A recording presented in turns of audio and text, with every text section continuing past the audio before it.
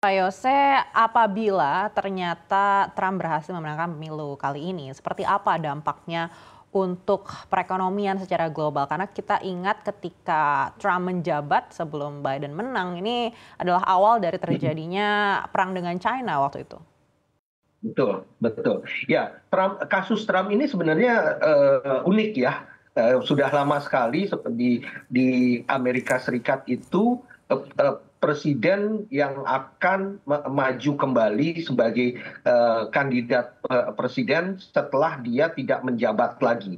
Dan ini mungkin dari situ juga karena keunikan ini kita bisa melihat bagaimana sebenarnya dan apa yang sudah dilakukan oleh Trump selama masa jabatan pertamanya. Kira-kira itu juga akan menjadi acuan di sana. Oleh karena itu kalau kita lihat di sana di dalam masa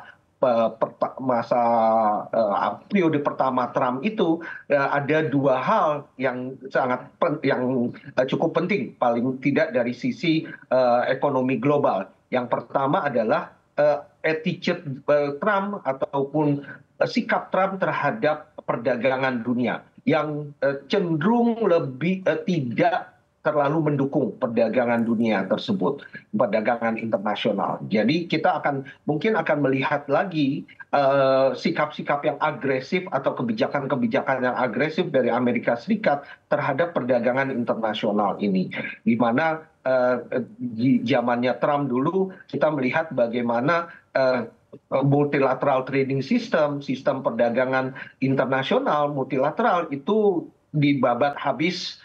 Di samping juga adanya perang dagang dengan Tiongkok pada saat itu. Dan ini kemungkinan akan diulang kembali, tetapi mungkin juga akan dilakukan dalam skala yang lebih besar, magnitude yang lebih besar. Ke, apa, kemu- Apalagi kita lihat bahwa selama masa periode Joe Biden, kita juga melihat bahwa kompetisi dengan Tiongkok ini semakin hari semakin meningkat. Itu bahkan sudah mencapai tingkatan menjadi rivalitas, kompetisi yang tidak sehat, di mana Amerika Serikat juga banyak mengeluarkan kebijakan-kebijakan yang secara spesifik agak menyudutkan ataupun juga merugikan kepada Tiongkok di kancah perdagangan maupun juga investasi global. Dan ini kemungkinan akan diteruskan, bahkan mungkin akan ditingkatkan lagi di tangan Presiden Trump nantinya. Ya. Yang lainnya, aspek yang lainnya adalah bahwa Trump percaya pengurangan pajak, dan dia cukup berhasil dalam menurunkan pajak di Amerika Serikat, terutama pajak dari korporasi yang turun dari 35% menjadi 21%. Dan ini tentunya akan mempunyai dampak yang tinggi juga kepada perekonomian global, karena ketika pajak ini diturunkan dan mungkin akan diturunkan kembali, tentunya revenue yang didapatkan akan turun, kemudian defisit yang terjadi di Amerika Serikat akan ditutup dengan utang yang lebih tinggi, dan akibatnya akan ada tekanan yang lebih tinggi lagi kepada tingkat suku bunga. Padahal kita sudah tahu bahwa tingkat suku bunga pada saat ini saja sudah cukup tinggi, dan ada gap yang cukup besar antara tingkat suku bunga negara emerging market termasuk Indonesia dengan Amerika Serikat pada saat ini, yang tentunya tidak akan membuat kondisi perekonomian global menjadi lebih kondusif lagi. Baik, tapi untuk perekonomian domestik Amerika Serikat sendiri, apakah Anda melihat mungkin di era Donald Trump ini bisa relatif lebih baik daripada Biden? Sekarang ini sebenarnya kondisi Amerika terlalu buruk-buruk sekali ya. Pertumbuhan ekonomi yang cukup baik, lalu unemployment yang juga cukup rendah, walaupun ada permasalahan-permasalahan seperti utang, lalu juga biaya bunga yang begitu tinggi, biaya modal yang tinggi, tetapi saat ini kondisi perekonomian Amerika Serikat cukup menjanjikan. apakah kemudian ketika Amerika Serikat menjadi lebih terisolasi, menjadi lebih inward looking ketika Trump terpilih nanti, dan juga menjadi lebih tinggi lagi di dalam akumulasi utangnya, itu akan menjadi apa menjadi support untuk perekonomian Amerika Serikat. Saya tidak terlalu yakin hal itu akan terjadi. Ya bahkan Amerika Serikat ada kemungkinan kalau memang menjadi jauh lebih inward looking lagi daripada kondisi sekarang, itu akan menjadi salah satu negara yang memang mungkin lebih terisolasi dibandingkan dengan kondisinya pada saat-saat ini.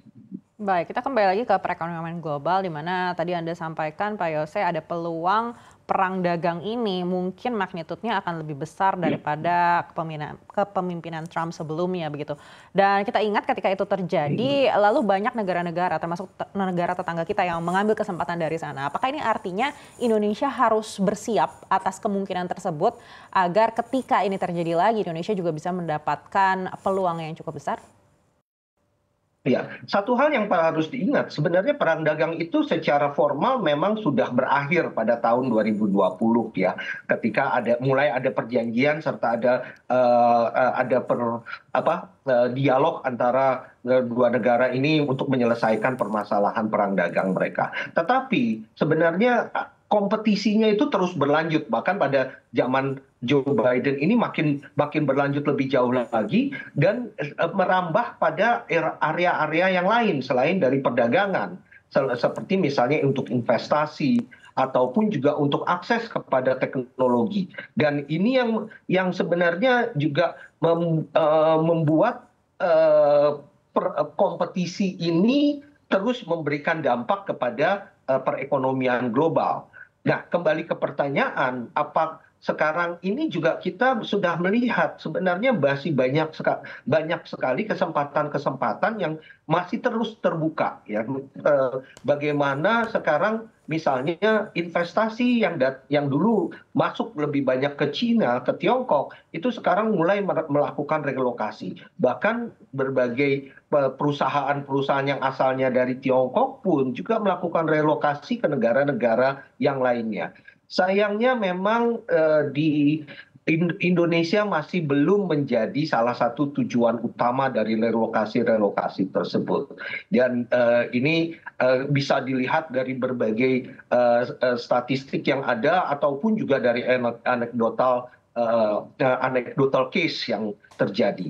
Dan ini tentunya harus kita perbaiki karena pada kompetisi atau rivalitas antara Tiongkok dengan Amerika Serikat yang terjadi sekarang itu pasti akan merugikan semua pihak.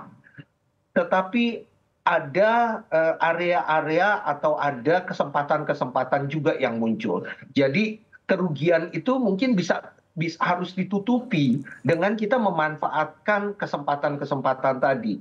Sayangnya kalau kita belum bisa memanfaatkan kesempatan ini, yang ada kita akan hanya terkena dampak negatifnya saja tanpa ada kompensasi dari side effect-nya yang lainnya, positif side effect tadi.